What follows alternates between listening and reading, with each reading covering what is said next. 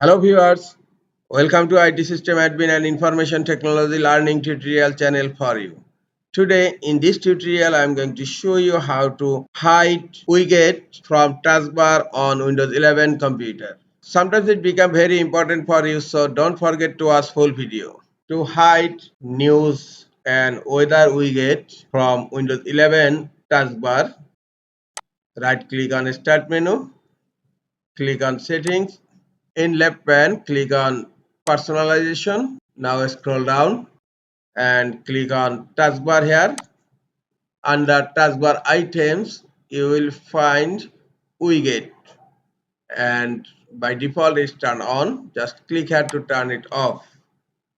And look, news and weather widget is not showing on my Windows 11 taskbar. This is all for today. Hope this tutorial is helpful for you. Keep watching for next tutorial. Thank you very much.